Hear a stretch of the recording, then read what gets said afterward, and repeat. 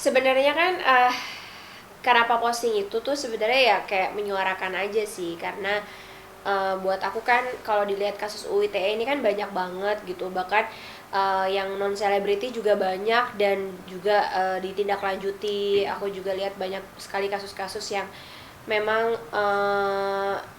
yang dilaporkan, seandainya dilaporkan itu fans, itu tuh cepet banget gitu prosesnya, tiba-tiba udah diproses, intinya cepat. Nah, contohnya lagi yang mungkin terkuak naik di media itu kan yang aku lihat Ade yang laporannya Bapak Ahmad Saroni itu kayaknya di bawah, kalau saya nggak salah hitungan di bawah 6 bulan udah langsung ditahan gitu. Terus kemarin yang saya lihat juga kasusnya NM kan juga cepet banget, kayaknya laporannya tahun ini juga kemarin ditahan kan, karena kan waktu saya posting itu posisinya memang diberitakan ditahan. Makanya aku kayak kaget, kok kasus aku dari 2020 sekarang 2022, udah hampir berapa tahun gitu kok alot banget. Dan juga sampai bahkan yang aku lihat kasus-kasus UU ITE lainnya tuh saksi ahlinya mungkin cuma 2, ini kasus aku tuh sudah sampai 4 saksi ahli, ahli bahasa, ahli pidana, ahli UU ITE, dan tambahan terbaru adalah ahli dari segi bidang kedokteran gitu. Jadi kalau dilihat kayak apa ya, kok seribet ini sih gitu. Harusnya kan yang saya lihat apa ya, proses saya tuh sudah sangat lama dan panjang, bahkan kayak orang sekali nggak mediasinya nggak jalan langsung lanjut gitu. Sedangkan saya dischedulin mediasi lagi sampai hampir 4 kali kalau saya nggak salah. Saya ingat banget waktu itu saya lagi nganter anak saya di Yaman, baru berapa hari saya harus buru-buru pulang untuk kasus ini gitu. Jadi ya buat saya udah berlarut-larut banget ada apa. Terus berkas juga sama, sudah dilimpahkan kejaksaan dikembalikan lagi, oke nggak lengkap, dilengkapi dikembalikan lagi, dan sekarang dikembalikan lagi ke pihak kepolisian. Dan akhirnya pihak kepolisian juga dan penyidik sudah melengkapi juga permintaan dari pihak kejaksaan gitu. Jadi ya buat aku bingung aja sih gitu, kok saya merasa seperti ada yang diistimewakan gitu. Makanya mumpung karena apple to apple, saya nggak mau menyamaratakan kasus yang tidak sesuai, tapi kan ini sama-sama UU ITE.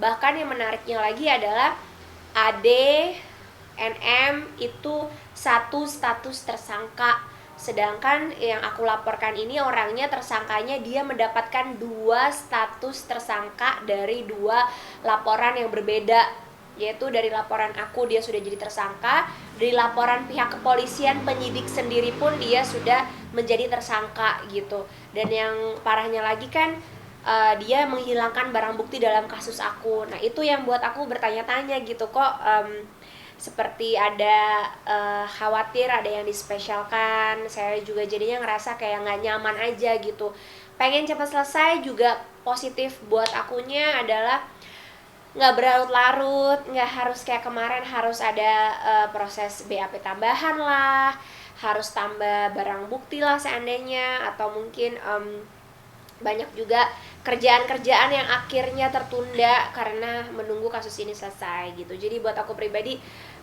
apa ya, minta keadilan aja sih, karena udah capek banget gitu. Udah kemana-mana juga, udah kejaksaan, udah juga ke pihak kepolisian juga udah gitu. Saya cuma khawatir jangan sampai saya dengan sepanjang dan selengkap ini, lebih lengkap dan lebih panjang daripada kasus-kasus sebelumnya, tiba-tiba nanti diberhentikan kasusnya gitu. Jadi buat saya khawatir aja sih jangan sampai kejadian lalu saya nggak bisa berbuat apa-apa gitu. Pak, waktu itu kan juga sempat ke kejaksaan, Iya. bolak-balik juga ke kepolisian, mungkin sudah ada jawaban dari Itu dia, belum ada jawaban sama sekali. Yang buat saya menjadi pertanyaan tuh, kenapa sih UU ITE kan bukan kasus yang berat ya, bukan kasus kayak teroris yang memang harus deliknya sangat panjang gitu, bukan kasus narkoba yang sepertinya sulit sekali. Sama UU ITE yang saya jalani ini kan sama seperti UU ITE yang terjadi di yang saya sebutkan tadi sebelumnya. terkait dengan AD dan NM, sedangkan mereka tidak nyampe 1 tahun sudah ada titik terang. Nah, sedangkan saya sudah dari 2020 sampai hari ini tuh nggak ada titik terang. Nah, itu yang pertanyaan saya, kayak ada apa gitu. Saya juga agak khawatir ya, karena lempar sana lempar sini, lempar sana lempar sini, apa ujung-ujungnya akan diberhentikan gitu. Tapi kan agak lucu kalau seandainya ada 2 status tersangka terus tiba-tiba diberhentiin, itu saya akan mempertanyakan gitu pastinya. Tapi terakhir update-nya itu tahap itu udah sampai mana sih mungkin? Update-nya dari kejaksaan dikembalikan lagi di pihak kepolisian untuk diminta dilengkapkan lagi. Kalau secara barang bukti saya rasa sudah sangat lengkap. Ternyata saya juga bertanya kepada pihak penyelidik apa yang diminta. Ternyata minta lagi saksi tambahan lagi, diminta lagi saksi ahli, dan itu sudah dipenuhi juga gitu. Jadi buat saya tinggal menunggu lagi. Mudah-mudahan dari pihak Kejati juga bisa menindak dengan cepat dan tegas dan sesuai dengan prosedur hukum, dan juga tidak ada yang diistimewakan gitu. Karena aku ngerasa bingung dan bertanya-tanya sebagai warga negara yang sama gitu kan. Saya bilang, kok yang ini nggak nyampe setahun, yang ini nggak nyampe setahun, kok kasus saya udah bertahun-tahun, udah gitu ditangkap 2 kali, dilepaskan lagi. Bahkan kan kalau kita compare, Nikita ditangkap, dia kooperatif banget ya, meskipun di tempat umum dia nggak ada drama, dia langsung ikut ke mobil polisi. Kalau kita flashback lagi ke belakang, pada saat tersangka yang ditangkap kan, dia bahkan membangun opini publik yang berbeda seperti yang kenyataannya gitu. Juga tidak kooperatif gitu. Ya itu yang jadi pertanyaan saya, makanya agak kaget kemarin. Saya pikir Niki juga ditangkap dan ditahan gitu, padahal menurut saya dia cukup kooperatif. Kenapa yang tidak kooperatif justru bisa lepas? Akhirnya dilepas, ya saya oke, ini masih sama gitu. Itu aja sih. Ada mencurigakan nggak sih, Kak?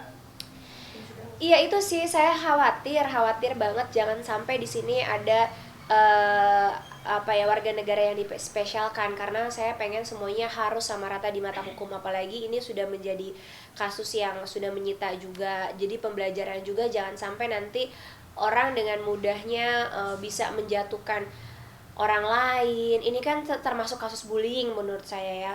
Selain mencemarkan nama baik, dengan gampangnya bisa menjelekkan orang lain di media sosial, bisa menggiring opini beramai-ramai, mengajak yang lainnya juga jadi terbawa. Itu yang buat saya ya jangan sampai terjadi lagi gitu. Itu aja sih. Sampai menyuarakan hashtag pilih kasih ya, ya? Iya, ya saya bilang polisi jangan pilih kasih, ya bener kan permintaan saya, ya jangan pilih kasih. Karena buat saya pilih kasihnya lebih gini, kenapa pelapor yang lain bisa prosesnya cepat, kenapa pelapor saya prosesnya bertahun-tahun gitu. Itu aja sih, makanya saya merasa seperti minta diperhatiin, karena saya ngerasanya itu nggak nyampe setahun kok, saya bertahun-tahun gitu. Padahal saya juga kooperatif dalam memenuhi bukti-bukti, saya jauh lebih banyak gitu. Terus juga yang dilakukan sepertinya juga jauh lebih panjang. Saya waktu itu berbulan-bulan saya difitnah, saya digiring opini negatif gitu. Itu yang buat saya kayak wah, kenapa nih gitu, jadi bertanya. 4 kali mediasi, mungkin ada permintaan-permintaan yang nggak masuk akal atau seperti apa sih? Nah, itu dia.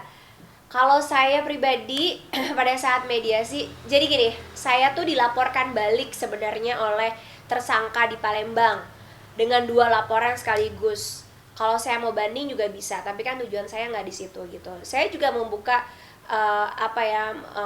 menghargai hak dari terlapor untuk, ya mungkin dia untuk membela diri melaporkan saya balik juga saya terima. Tapi saya kooperatif, saya datang ke Palembang, saya penuhin BAP, saya panggilan dan lain sebagainya, dicek, dan ternyata memang tidak mencukupi alat bukti, maka kasus itu diberhentikan. Jadi pada saat mediasi di Jakarta, bahkan ya menurut saya tidak ada etikat baik. Saya tidak sama sekali meminta ganti rugi pada saat mediasi. Yang saya minta dan pihak lawyer saya minta adalah dia bersedia meminta maaf, tidak mengulanginya lagi. Ya normal-normal aja sih menurut saya, sebatas itu gitu. Dan kita menawarkan ini redaksi kita gitu, dan dia pun tidak ada tawar menawar gitu, tidak ada tawar menawar, oh saya nggak bisa yang ini atau saya nggak bisa yang ini. Sebenarnya kan bisa aja dikomunikasiin, tapi nggak ada komunikasi itu.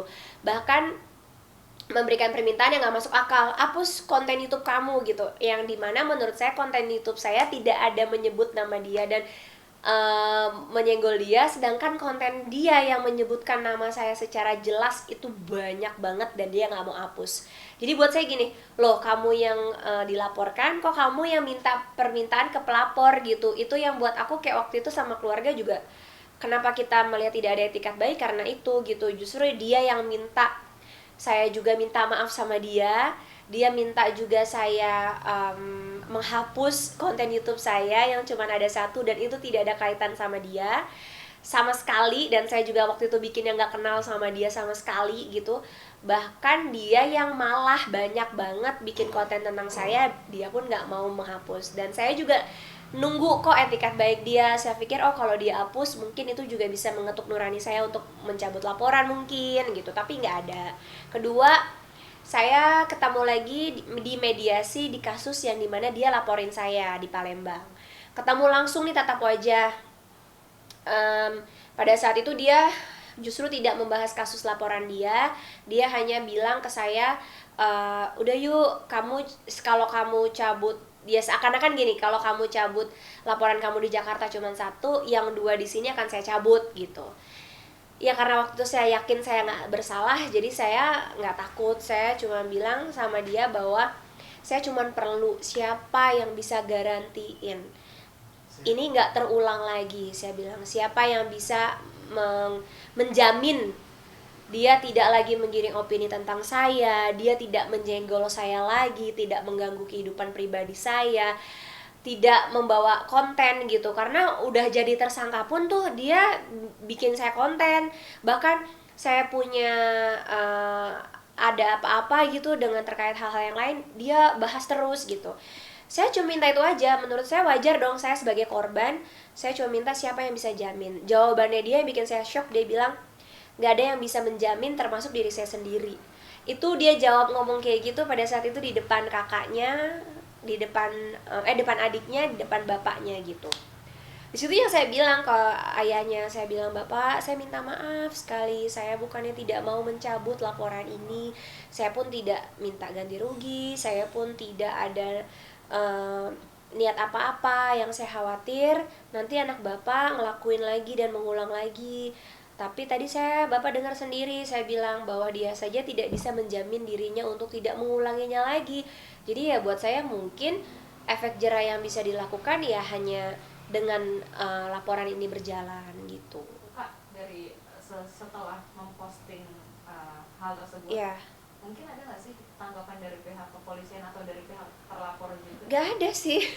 Makanya yang bikin saya kayak apa ya, bikin saya kayak semakin gelisah, kayak semakin Pak polisi perhatiin dong gitu. Saya minta pihak polisi dan pihak kejaksaan diperhatiin tuh karena yang saya lihat gitu, tidak ada kemajuan. Sudah hampir 1 bulan dari yang kemarin saya datangi. Yang kedua juga tersangka juga kayak malah asik dengan ya keseruannya sendiri gitu, yang buat saya jadi kayak ya itu tadi sih, sekarang aja masih berproses hukum dengan saya saja kan dia masih berani untuk bagaimana gitu. Itu yang saya pikirin. Ya sebenarnya kalau saya pribadi kenapa sih kak nggak damai aja, banyak orang yang bilang gitu, kenapa nggak sih kak nggak baikan aja. Saya udah tawarin dari awal, bahkan dari sebelum saya ngelaporin saya sampai dibully Miss Tabayun. Saya ketemu juga dibikin konten, digiring opini. Dari awal saya memang nggak mau ada laporan ini, tapi itu tadi saya ibu rumah tangga, saya seorang istri, saya seorang mantu, saya juga punya keluarga besar, punya anak-anak gitu. Saya khawatir di kemudian hari kalau saya cabut laporan ini karena nggak ada yang bisa menjamin dia, siapa yang bisa membuat dia tidak mengganggu kehidupan saya lagi. Makanya saya mau ini lanjut gitu. Saat mediasi siapa yang minta menghapus kontennya kak, dari RL sendiri atau dari lawyer? Pihak dia sendiri. Dia sendiri, langsung. iya. Pihak tersangkanya sendiri yang minta dihapus konten saya. tapi dia nggak mau menghapus konten-konten dia gitu. Bahkan itu yang buat saya agak-agak bingung sih gitu, dan juga nyuruh saya juga minta maaf gitu. Kan kalau bisa dibilang ini kakak gregetan karena udah jadi tersangka, dia masih bisa seru dengan kehidupannya di sendiri. Tanggapan dari juga. Ya itu sih yang saya bilang, harus tunggu apa lagi gitu, padahal status tersangkanya tuh 2 kasus. Terus juga menurut saya selama menjalani ini semua kan di dalam penangkapan juga kita lihat tidak kooperatif, tapi seperti dibangun opini publik seperti dipaksakan, padahal dipaksakan karena memang nggak kooperatif gitu. Saya rasa pihak kepolisian juga pasti melakukan sesuai standar SOP. Ternyata akhirnya juga ada titik terang kan, ternyata sudah gembar-gembor di medsosnya waktu itu bahwa tidak ada surat penangkapan, kenapa dibawa, diangkat, digendong gitu. Padahal yang bersangkutannya sendiri nggak mau jalan, nggak mau keluar dari kamar, kita lihat. Dan juga padahal juga pihak kepolisian sudah menunjukkan alasan penangkapan itu apa, dibacakan pula dengan pihak keluarga. Itu juga sih buat saya seperti apa ya, kalau dibilang kooperatif kan kayaknya rasanya kurang kooperatif, dan juga bahkan diduga berani menjatuhkan institusi kepolisian gitu. Makanya buat saya pribadi, saya khawatir dan saya nggak mau ada yang diistimewain, itu aja sih. Kalau dari kuasa hukum sendiri saat itu ada ingin jalan damai nggak sih dengan kakak? Kuasa hukumnya kan ganti-ganti nih. Itu juga pertanyaan saya pribadi sih. Ya boleh sih, haknya tersangka untuk mengganti 10 kali juga boleh gitu. Tapi buat saya kan sebagai pelapor menjadi penilaian untuk saya. Kalau benar kenapa gonta-ganti gitu. Itu aja sih. Kalau selama saya tuh kalau nggak salah udah ganti 3 kali. Yang terakhir? 3 kali. Yang pertama, yang kedua, ya 3 kali, udah 3 kali ganti lawyer. Dengan kasus saya aja udah 3 kali ganti lawyer gitu. Itu yang buat saya, kenapa gonta-ganti? Jadi pertanyaan aja, meskipun boleh hak-haknya dia aja gitu. Cuman kalau benar kan sebenarnya cukup tunjukkan barang bukti, ya udah, biar kebenaran yang membuktikan gitu. Proses apa lagi kan mungkin yang masih harus dijalani? Itu prosesnya nunggu keadilan dari pihak kepolisian, mengembalikan berkas ke kejaksaan, dan saya minta mudah-mudahan di kejaksaan oleh Bapak Kejari dan juga Kejati bisa menegakkan keadilan seadil-adilnya. Jangan sampai ada yang diistimewakan, jangan sampai tiba-tiba diberhentikan, padahal menurut saya barang buktinya sudah sangat cukup. Bahkan juga sudah tersangka dari pelaporan pihak penyidik sendiri. Ditambah lagi sudah ada 4 saksi ahli yang apalagi yang mau diragukan. Jadi kalau ini sampai diberhentikan, aku pasti akan akan bertanya dan menjadi pertanyaan besar untuk aku ke depannya. Gitu. Kebelakang ini kan dia sering ada di sini tuh syuting konten sama Uya sama Dennis. Tahu nggak sih kak keberadaan dia sedang lebih di Jakarta, terus ada nggak sih ikat baik untuk pertemuan? Gak ada sih, makanya yang saya bilang sih justru gak usah jauh-jauh lah, dia punya nomor telepon pribadi saya kok kalau memang ada etikat baik.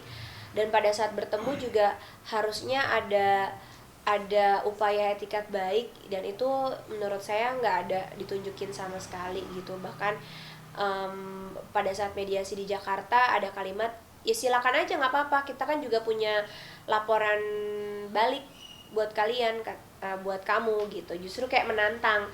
Makanya saya agak lucu juga kan, kok dilaporin malah menantang laporan balik. Dan syukur alhamdulillahnya memang tidak sesuai bukti, maka laporan dia terhadap saya diberhentikan oleh pihak kepolisian karena tidak mencukupi, tidak ada 2 alat bukti yang cukup gitu. Pak, terakhir dari aku, mungkin ada nggak sih Terakhir. ada nggak sih yang mau disampaikan buat terlapor, karena pasti kan melihat tayangan ini ya.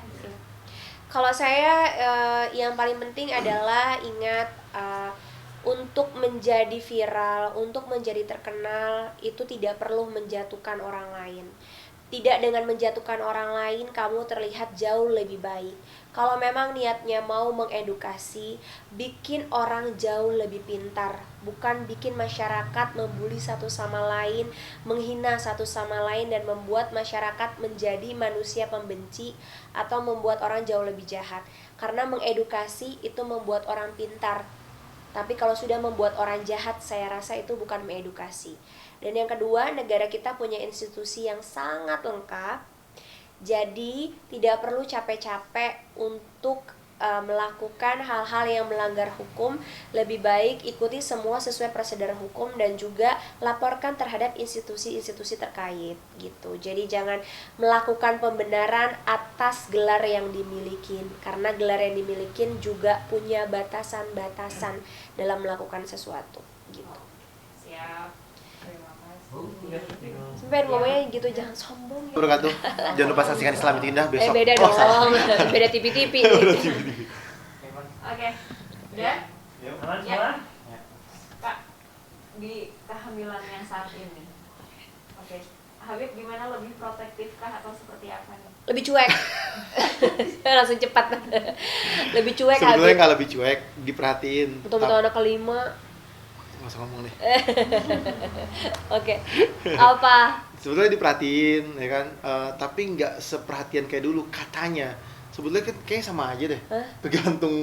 Tergantung siapa yang nilai dulu. Jadi kalau misalkan lihat mana sih? Misalkan lihat handphone nih, ya kan? Tergantung dari sudut mana ngeliatnya. Kalau sudut sini nggak kelihatan. Kalau di sini baru tuh, tak baru kelihatan. Sudutnya doang. Enggak lah, enggak. Beda kalau pas Kalisa kan kayak tidurnya susah gitu. Itu kan kata kamu. Mungkin terbagi sama Kalisa. Itu kan mungkin. kata kamu. Emang iya. Jadi Itu kan kata kamu. kalau dulu kan kalau nggak bisa tidur miring apa tuh diganjel-ganjel bantal gitu. Kalau sekarang tuh kalau miring gitu doang kayak udah. Soalnya ganjel bantal cuek. di sebelahnya ada Kalisa.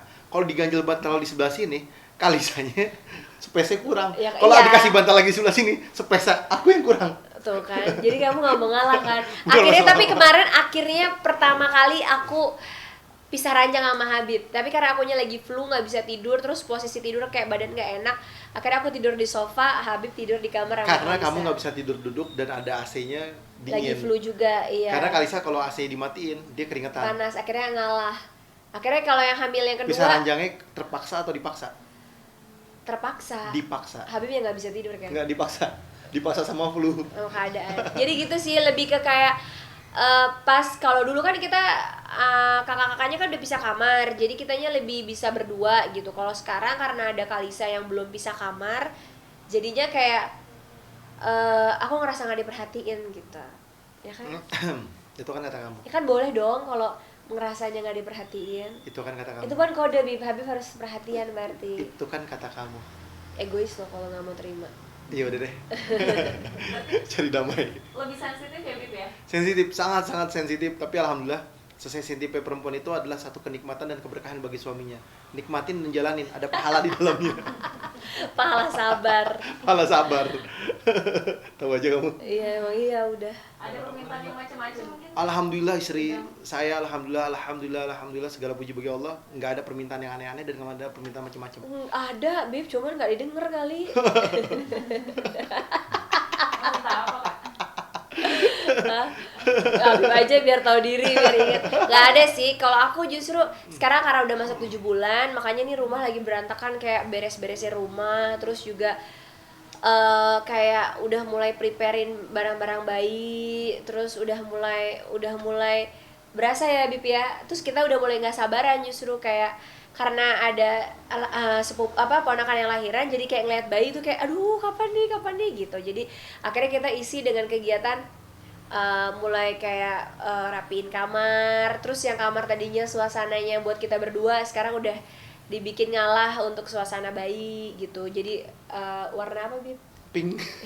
Jadi warna pink karena kan dua yang lagi tidur sama kita anaknya perempuan gitu, lebih yang kayak gitu aja sih. Kakak-kakaknya mungkin excited nih. Wah, excited banget. Kakaknya happy banget sih, kakak-kakaknya sebenarnya yang happy tuh Kalisa. Kalau Sajid Syatir, kalau aku lihat lebih ke tertekan gitu, kayak ya cewek lagi kayaknya kayak Kalisa nggak ya kita kan Kalisa kan kayak princess banget, kakak-kakaknya tuh bahkan kalau diisengin Kalisa itu nggak berani ngelaporin ke aku karena takut Kalisa yang dimarahin. Betul. Gitu. Jadi kakak-kakaknya selalu istimewain Kalisa sehingga dia kayak diapain sama kakaknya diem gitu. Aku tetap marahin Kalisa kan, Kalisa nggak boleh. Terus kalau Kalisa pukul kakaknya aku pasti suruh rasain juga atau aku pukul balik biar Kalisa tahu rasa sakitnya kayak gimana gitu. Nah kakaknya terlalu protek sehingga Ada tutup itu. Panas. Ngapain ini AC-nya harus didinginin? Enggak, AC-nya terlambat nyalain ya. Nah, sudah kan kalau AC-nya nyala, itunya ditutup, itu dibuka ya keluar. Oh iya juga, mohon maaf ya. Cuma lewat doang. Iya, jadi kalau aku lihat yang baby sekarang yang excited Kalisa gitu, selalu kayak ciumin baby, I love you baby, kayak Syatir zamannya Kalisa dulu ya. Kecil. Pegangin Pegangin perut. perut, terus dia selalu kayak kakak pinter ya ibu, nanti ini buat baby. Kalisa yang happy banget, tapi kalau kayak Sajid Syatir kayak Fokus dengan dunianya. fokus sama Kalisa gitu. Mungkin kan dia sempet kaget kalau Sajid ya cewek lagi kayak Kalisa nggak ya gitu, karena Kalisa tuh kayak princess banget lah, dan kakaknya pun alhamdulillahnya masya Allah ngalah banget sama adiknya, sehingga Kalisanya jadi kayak makin manja banget ya. Betul. Oke, kemarin juga sempat periksa kandungan sampai ke luar negeri ya. Enggak, emang kita kalau di Singapura, memang dari awal kita di Singapura. Dari Kalisa periksa ya? Dari Kalisa. Dari zaman Jadi dari zaman Kalisa, alhamdulillah pemeriksaan ada selalu di sana. runtutannya dulu. Aku sempet awal mulanya kan dibilangin ada mium pas baru-baru menikah. Waktu Kalisa, betul. Iya, dibilang ada mium segala macam ini itu. Kebetulan Habib ada urusan di sana, terus akhirnya aku cek di sana. Dan akhirnya kita udah punya dokter kenalan yang bikin nyaman. Terus juga kayak kalau aku pribadi dokter kandungan tuh nggak mau pindah-pindah, kayak risih aja gitu, kayak kenalan baru lagi meskipun dokternya perempuan, kayak buat aku risih gitu. Makanya balik ke dokter yang sama lagi. Waktu zaman yang Kalisa juga sama kan, prosesnya sempat kena cacar air, flu Singapura. Tapi alhamdulillah dikasih ini segala macam. Sebenarnya di Indonesia juga banyak yang bagus-bagus, dan kita juga ada dokter kandungan di Indonesia ada. Tapi kemarin karena memang kebetulan lagi mau berangkat lagi bareng, sekalian cek lagi kehamilan lagi, terus dicek juga semua kayak biasa kan, detail lengkap, alhamdulillah semua sehat. Ya kalau lahiran pasti di Jakarta, di Indonesia gitu. Kak, tapi harus masih ke mood baby nih dengan sekarang ini terkait pelaporan, ganggu masih di moodnya Kak? Enggak lah, harus istighfar aja ujian, karena rugi banget sih. Aku waktu itu momen lagi nyusuin Kalisa kan, udah dirugiin nih sama kasus ini, jadi kayak nggak mau rugi lah. Aku harus jadi wanita yang pintar memilah-milah mana urusan keluarga yang harus aku prioritasin, yang jauh lebih bermanfaat, sama ujian kehidupan yang memang ya setiap orang hidup kan ada ujiannya. Aku mikirnya kayak gitu aja. Cobaan. Jadi bedain.